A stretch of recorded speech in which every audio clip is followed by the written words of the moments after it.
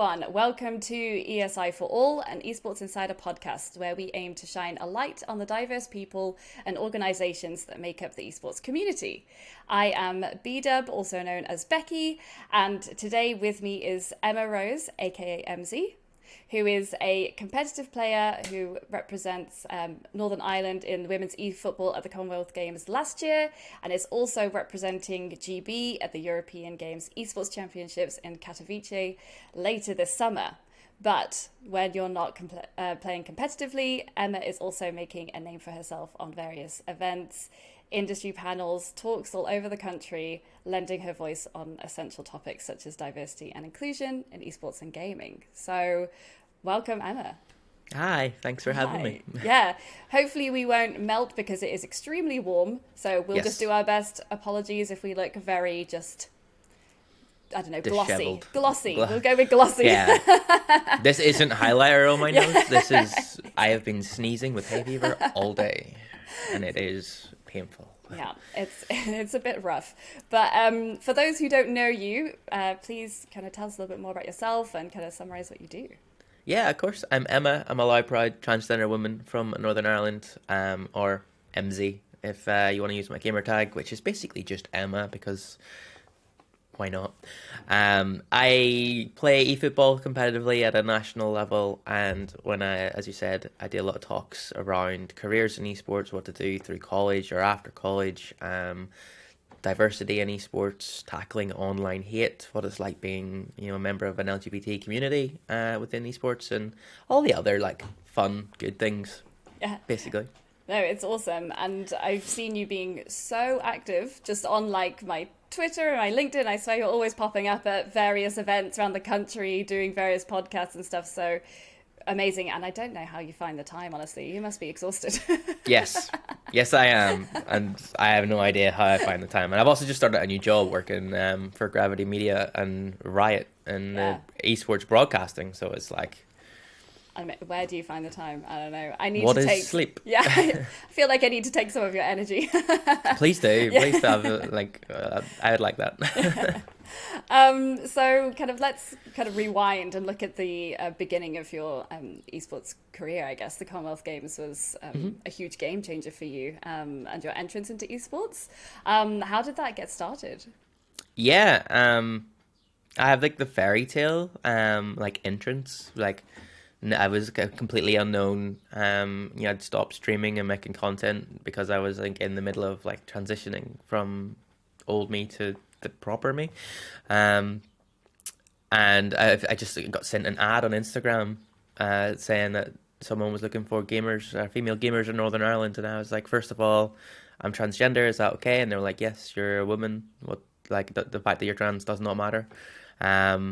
But I did need to prove it, so I did sort of need some documentation to be okay, yeah, here we go, going through transition, which was fine, and I really appreciated them being and instantly upfront about it. So, applied for an Instagram ad, was luckily enough to get selected to come and join the team, but I did apply for Rocket League to start with, and they're like, do you have any friends you want to play? And I was like, no. And they're like, okay, well, you need a team, so we can't really put you forward for that without a team.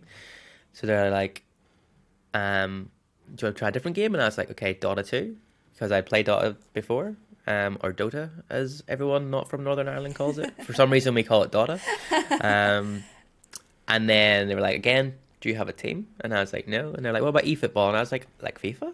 I'm a football fan and I play FIFA every year. And they're like, no, PES. And I was like, ooh, sure. So I agreed.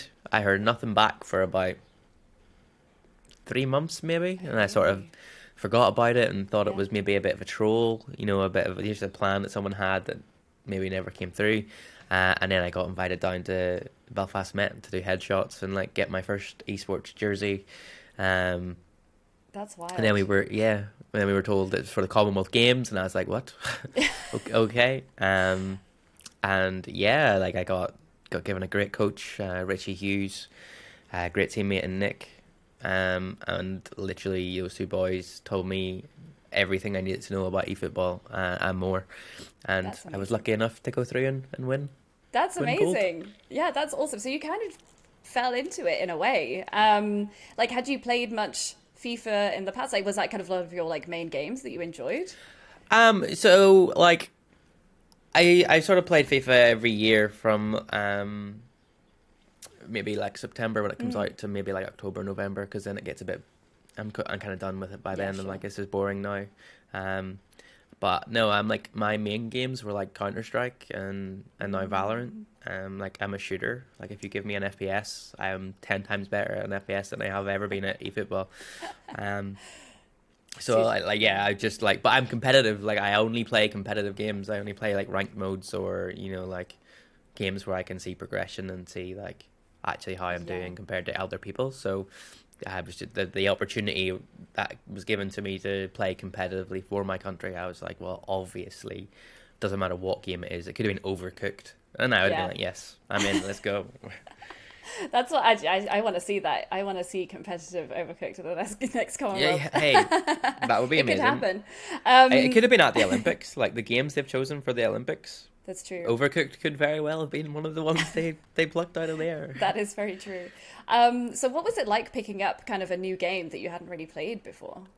So it wasn't completely new. So it's still a football game. And I'd played PES before, but I just never really enjoyed PES compared to FIFA, or eFootball as it's now called. Yeah.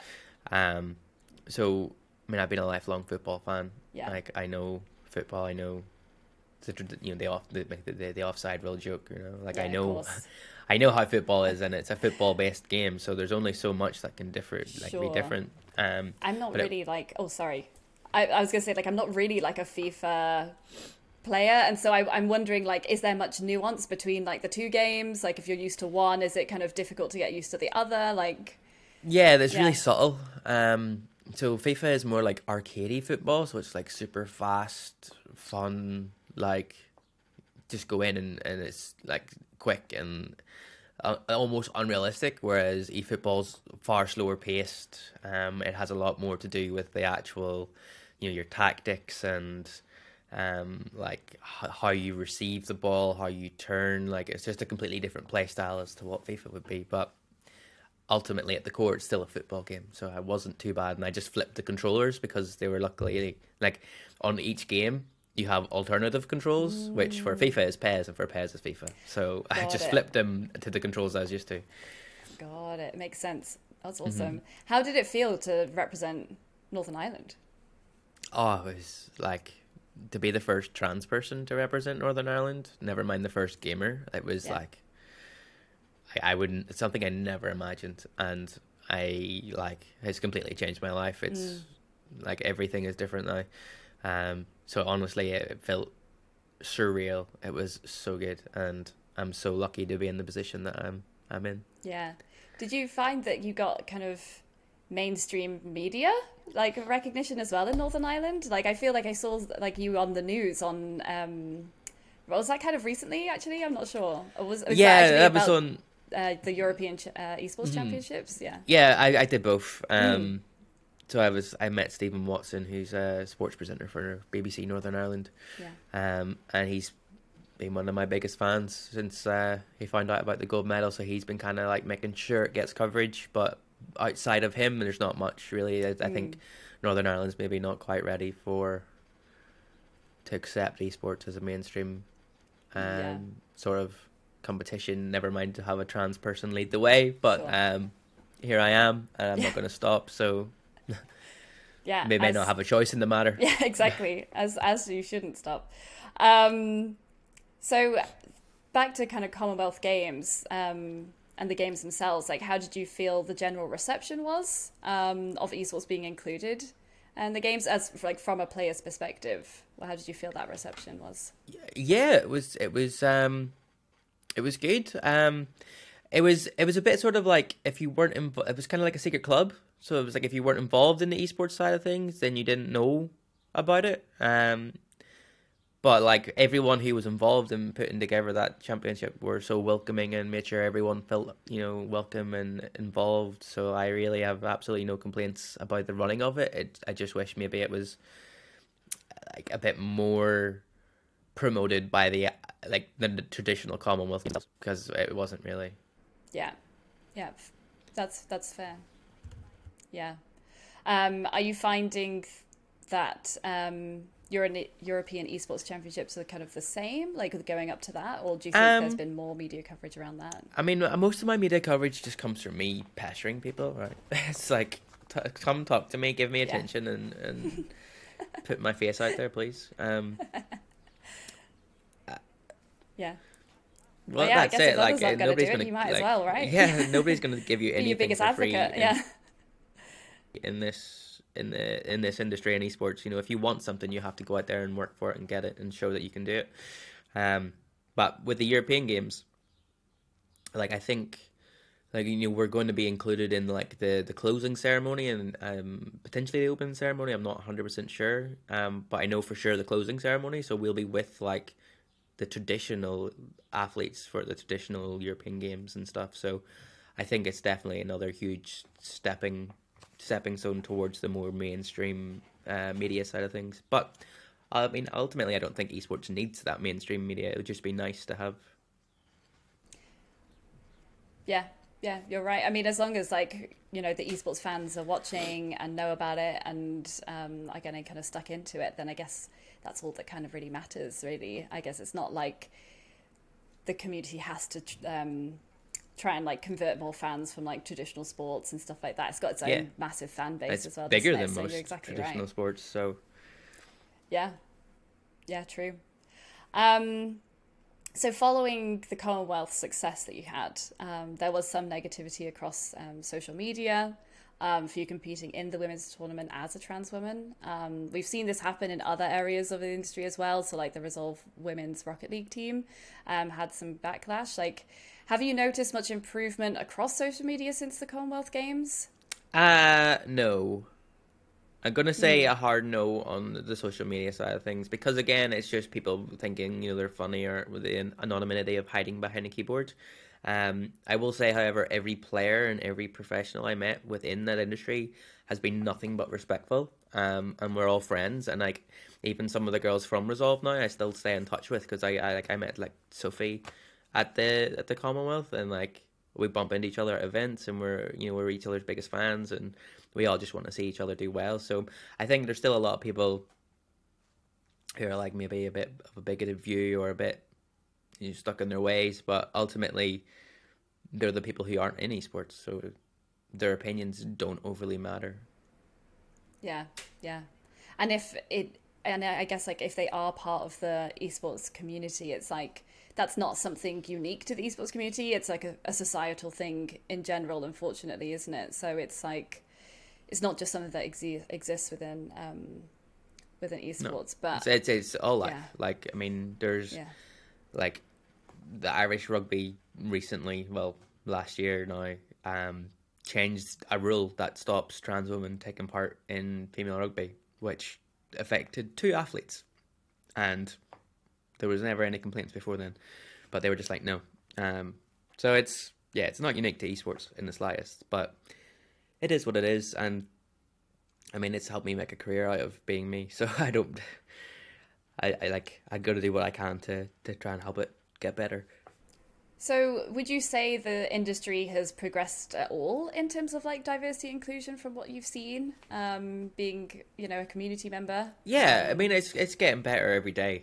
You know, there's good people trying to make pathways and make changes and promoting women. Like, again, the Resolve team went to DreamHack there, and I think they came 3rd or joint 2nd, I believe is the terminology. Yeah. You've British esports, women in esports, you have femme gaming, Wiggy, literally the list goes on and on and on. And this podcast, you know, there's every day someone's coming up and be like, okay, let's make this better, and that's the only way it's ever going to get better is by everyone doing it together. Get better together. I think, I definitely think that, you know, I've seen a change as well because I used to run a women's Dota 2 group that I set up back in 2016, and the reception to bringing that out was not great from, I mean, I think Dota 2 has a bit of a toxic community anyway, like most esports, unfortunately. Yes. But the community response to that was really not great. People were not receptive to it all. And then, you know, you think to a couple of years ago when Dota Valkyries was launched, and the reception to that, whilst obviously they still got backlash from the community members, there's always going to be naysayers and people trying to go against what you're trying to do. But the reception to that was so different from when we launched our project in 2016. Mm-hmm. And even though it's a slow progress, and I wish it would happen quicker, I definitely agree with you. And I think there has kind of been change happening, and it's even better, like you said, when all these initiatives and groups are popping up. So hopefully that progress will just continue. Yeah. And then, it has to. And then, you know, maybe, yeah. And then maybe we'll be in a place, actually, this kind of leads me on to my next question. So, like, women esports tournaments, they're becoming more popular. Wanted to kind of get your thoughts on those. Like, how do you generally kind of feel about those? They're amazing. So, like, the likes of Game Changers, Dota Valkyries, the up-and-coming League of Legends one.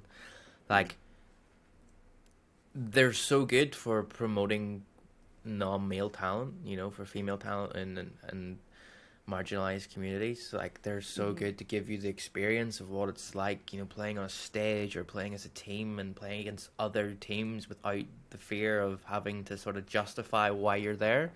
But ultimately, I do think they're a means to an end to, like, have, you know, one solid competition where it's men and female and everything in between. It's like either all in one team, or you can just have different teams. You know, you could be playing a team full of girls one day, you could be playing a team full of boys the next, or probably the same day because it's esports and you play like 20 games a day. But yeah, I think like the only way for us to get better and us to experience what it's like playing on a stage and having that pressure and playing in like a high concentrated bubble with your team is by having female only tournaments. Because not because we're not as good, just simply because of sheer numbers. Like, there's so many more guys to girls that play esports at a professional level that, you know, if you were to just say, okay, you know what, tomorrow, scrap all the rules, we're having mixed leagues, anyone can play, doesn't matter, you can play. You're at that point, you're only going to showcase maybe the top like 1% of female talent, and that's not through any fault of ours. That's just from sheer numbers of like the amount of people out there that are playing. So I think having the female only leagues really gives us the chance to showcase the talent we have, and also learn how to cope with like playing on the stage, because it's completely different to playing live in front of an audience. Than sitting in your, you know, the comfort of your own bedroom or office with like your cuddly toys behind you and like no stress, you know. And if you do have stress, you can turn around and you're like, your puppy's sitting over there and you're like, okay, but you're on stage and what do? You look around and there's like a crowd of like 200 people and you're like, okay, this is new. So yeah, I think it's a means to an end, but it's a fantastic means. Yeah, 100%. I mean, I think, definitely needed until esports can show that they can sustain kind of mixed teams and mixed tournaments and stuff like that. Then maybe they don't have to exist anymore, and that's kind of a future I dream for esports. So yeah, how do you think there could be improvement for the LGBTQ community in esports? We just need each other to support each other. I mean, that's the whole guts of esports is like you just support everyone else. You know, it's like you're all in the same job. You know, you're all professional players. You all should want each other to do better and be better. And if you support everyone, then the change will happen naturally. But I think it's more like outside of esports that the hate and stuff comes from, that makes it more difficult for people like me to take part. But I think it's definitely it's on the improve. I mean, it'd be hard not to improve what the state it has been in the last, you know, if you go back like 5 years. But I mean, one way specifically, and I've seen a few companies do it where they have, you know, mixed teams where you have to have at least 3 non-male players. I would love to see like a big like tournament organizer, so like a Valorant or maybe Blast for Counter-Strike or any of the Dota series or League of Legends, have like a Champions League where you take the female league and the male league and you do like a like a split, if you know what I mean. So instead, like kind of taking the all-stars players from both and and have it for like charity together. or have it for, you know, whatever it is. It doesn't matter what it's for. It's just have that so that you can showcase men and women equally on the same standing. And I guarantee you that will change the opinion of so many people. Like, at the minute, we're seen as a lesser form of entertainment, and you can judge that by the lack of like sponsorship support put into the female game. Because it's not seen as good as the current men's game, which is millions and millions and millions and millions and millions ahead of like production value than we are. So I think having that, all it takes is just one game where you have the top 3 male players from this team, top 2 women, or top 3 women, top 2 male, and just like mix and match everyone all up in the teams and just play, and just like I'm sure you will see that like we probably better than the boys, let's be honest, but that's just my opinion. And I know that's going to be super complicated to do, because players are tied to teams, and the teams have, you know, their own sponsorships and their own rights and their own contracts. But I think that's why, like, you know, that's kind of why I throw the charity out there. So if you do say it's for charity, it's like, well, if you don't let your player do it, then, you know, it's a bit of a crap move on your behalf. Yeah, and actually, like, you do sometimes see teams sharing a team in maybe like a game that's not like one of their main ones. Like, I was thinking like I'm trying to remember. I think it was like OG shared a Valorant team with like London Esports like a couple of years ago or something like that. Because was it? I might be getting the team wrong, but I've seen it happen. It is kind of rare, and so you think. I'm amazed actually this idea hasn't already happened. I love this idea so much of like an all-stars team of like, mixed men and women playing against each other both at like the kind of top of their game.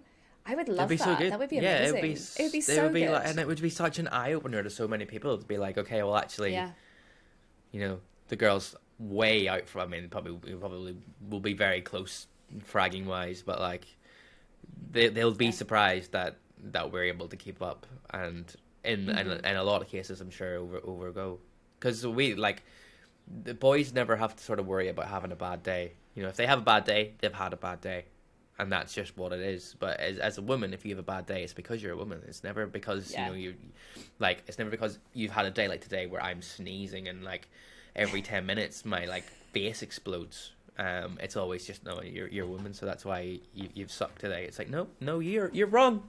You're wrong, sir. And I will prove it. But if there's any esports operators watching this, put that together. Get that tournament going. I want to watch it. I want to host it. We'll get you hosting it. Oh, that would be awesome. So, moving forward to a less heavy topic, what's been your favourite esports or gaming event you've attended? Either as a player or a spectator, like, what's been your favourite? I've only been to a few, so I really only got sort of thrown into esports with the Commonwealth, and obviously that's always going to have a special because I walked away with a gold medal, and it was my first ever event, so like I cannot complain at all about how that went. I've been to like Self-I, which is the Scottish Esports League. Insomnia is always really fun. You know, I'm always on a panel and doing something fun around that. And I'm now working in broadcast, like for Valorant and League of Legends shortly. So like, I can't pick one. It's impossible. Like, they're all great because they're all full of like-minded people who just want esports to grow and be amazing. So yes, is my answer. All of them. Yeah. Every Fair one. Enough. That could be an answer. Yeah, I haven't been to a bad one. All of the above. Yeah, no, that's awesome. So with that in mind, when you said that you hadn't been to like too many, what's an esports event that you haven't had a chance to go to yet but would love to? I'm really upset. Anywhere in the world. I would love to go to CS major. Like the fact that the European Games is in Katowice. Or Katowice, or I don't know how to pronounce it, but in Poland. I was probably mispronouncing it at the beginning. And that's where, like, that is the home of traditional esports. You know, that's where all the big Counter-Strike majors, and I watch the Counter-Strike majors every year. I've been interviewed by Borg, I've been interviewed by Freya, and Veracity now as well. Like, I've met some of the biggest names, like, in the hosting side of CSGO, and been so starstruck that they're then now talking to me, and now they're friends with me. that like I would just love to go to a big Counter-Strike event. And I know, I think is it Endpoint? Might be Endpoint, or putting on a big Counter-Strike event in the UK, hopefully for the end of this year. So I quite like to go to that, but I'd also like to go to like massive like stadium arena, like the Valorant Masters in Tokyo right now is massive. And the fact that I get to sort of work behind the scenes on that has been amazing. I mean, I don't get to do too much because it's all done in Tokyo. Like, we're kind of bit part players of this, but getting to see all the behind the scenes stuff from the guys who are working on the show has been amazing. And just any big event, but mainly like a Counter-Strike or a Valorant or something that I know the ins and outs of and that I'm passionate about would be so good. So good. Yeah, no, it'd be good. Are you excited for CS2? Yes, I'm actually considering undusting my boots for CS2. Maybe trying out for a female team. Space. We'll see how the European Games go. If I get stumped at the European Games, I'm retiring, right? I'm hanging on my competitive boots. If I win, who knows what happens? Why not? Yeah, well... There's an exclusive for you. Look, if I lose badly, done, retiring. Well, yeah, we'll be keeping an eye on that. See if you do it won't happen. Your boots for no, the getting stumped won't happen. The CS2. Oh, yeah. Like I grew up on like FPS. You know, Call of Duty 1 was like where I like found my love of like competitive shooters, and I've gone through COD 1, COD 2, COD 4. CS 1.6, Source, Go, now Valorant, Apex briefly. Like I just love just one opportunity to play on a stage in like that kind of game rather than eFootball. Not that I don't like, I love playing eFootball, and especially love playing eFootball on stage, but the fact that like I've grown up with FPSs would just mean so much to me that I finally got to showcase it. And I mean, if we do get someone wanting to pick up like the mixed leagues thing, you know, for a charity match and need a player for an FPS game, I'm available. Yeah, I mean, yeah, that would be awesome. All right, so to finish things off, if you were trapped on a desert island and could only take 3 items with you, what would they be and why? Probably eyeliner, even though mine's just been sneezed off right now. Which we're all in the same boat. I know, and everyone's gonna hate me for that. It's like, why would you bring eyeliner? That's so useless. And like, if I don't have a mirror, how can I even do it? But I'm bringing it anyway. I will find a way. Yeah. I would love to say my PC, but I don't know if that counts as more than one item. And then what good is it without the internet? Then you can't exactly bring the internet to a desert island, right? True. That's true. Maybe a tarp. You know, thinking like you know, you could use it for shelter. Practical. You can use it to collect water, and probably a friend or two. Yeah, some company. Yeah. 2 friends and a tarp. 2 friends. Oh, that sounds like a terrible movie. It does. 2 friends and a tarp stuck on an island. No, that's amazing. Yeah, so we've kind of come to the end of the questions. We're going to wrap things up. Where can people find you? Where can everywhere. People follow you on socials? Yeah, at MZ192, literally everywhere. So EMZII. If I move my camera slightly, you'll see it in the background. EMZII 192 on literally every social media platform that you can imagine, or Emma Rose, either or. Yeah, awesome. If you want my grown-up name. But yeah, I'm everywhere. And okay, good to know. And also for the European Games Esports Championships, are they going to be streamed? Can we watch you? Yes. Follow your progress through the tournament? Yeah, so it's 4 days of playing, 2 group stages, finals, upper lower bracket finals, and then a main finals, grand finals. And I believe the European Games people themselves will be streaming it. I don't know what channels. It'll probably be on Twitch or something like that, I'd imagine. So, but yeah, 100% people can follow along. Also, if you want to come to Poland, I believe it's free in. You know, it's just a free event open to the public. So if anyone's in Poland around that time, 27th or 28th, 29th to 2nd, pop by, say hello. Come give me. I promise I won't be a sniffly mess. Yeah, hopefully the pollen count has gone down by then. It better have. Yeah, fingers crossed. Yeah, we can't have you sneezing while you're playing. That would be a story. That would be a story. Amazing. Well, yeah, if you'd like to keep up to date on anything to do with ESI for All, make sure to follow Esports Insider on social media. And if you're on YouTube, please subscribe. I've been your host, Becky Wright, and thank you so much for watching.